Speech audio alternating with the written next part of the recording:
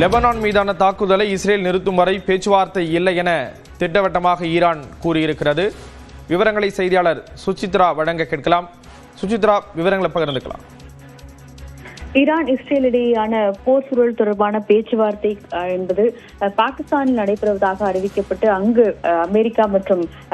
அமெரிக்காவுடைய பிரதிநிதிகள் இஸ்ரேல் மற்றும் ஈரானுடைய பிரதிநிதிகள் பங்கேற்பார்கள் என்று கூறப்பட்ட நிலையில் லெபனான் மீதான தாக்குதலானது நேற்று இஸ்ரேல் நடத்திய நிலையில் தற்போது அதற்கு கடுமையான எதிர்ப்பை ஈரானானது தெரிவித்திருக்கிறது. மேலும் அந்த பேச்சுவார்த்தை குழுவில் இஸ்ரேல் இடம்பெற வேண்டும், அவ்வாறு நடைபெறவில்லை என்றாலும் பேச்சுவார்த்தையில் ஈரான் பங்கேற்காது என்ற ஒரு தற்பொழுது அறிவிப்பை அந்நாட்டு அரசாங்கம் தெரிவித்திருக்கிறது. அது மட்டுமல்லாமல் லெபனான் மீதான தாக்குதலை உடனடியாக நிறுத்த வேண்டும் எனவும் அந்த தாக்குதல் நிறுத்திய பின்னர் இஸ்ரேல் அதிகாரப்பூர்வமாக பேச்சுவார்த்தையில் பாகிஸ்தானில் பங்கேற்காவிட்டால் ஈரானும் அந்த பேச்சுவார்த்தையில் பங்கேற்காது என்ற ஒரு அதிகாரப்பூர்வ எச்சரிக்கையும் தற்பொழுது ஈரான் தரப்பில் விடுக்கப்பட்டுள்ளது. ஏற்கனவே இந்த பேச்சுவார்த்தைக்காக அமெரிக்காவுடைய துணை அதிபர் ஜேடி வான்ஸ், அதனுடைய பாதுகாப்புத்துறை செயலர்கள் உள்ளிட்டோர் இஸ்லாமாபாத்திற்கு பயணம் செல்லவிருந்த நிலையில் ஈரான் தரப்பும் அங்கு சென்றுள்ளதாக பல்வேறு ஊடகங்கள் தரப்பில் இருந்தும் அறிக்கைகள் என்பது செய்திகள் வெளியாகி இருந்தது. அந்த செய்திகளை தற்பொழுது ஈரான் தரப்பானது மறுப்பு தெரிவித்திருக்கிறது. இந்த பேச்சுவார்த்தையில் ஈரான் பங்கேற்கப் போவதில்லை, லெபனான் மீதான ஒரு தாக்குதல்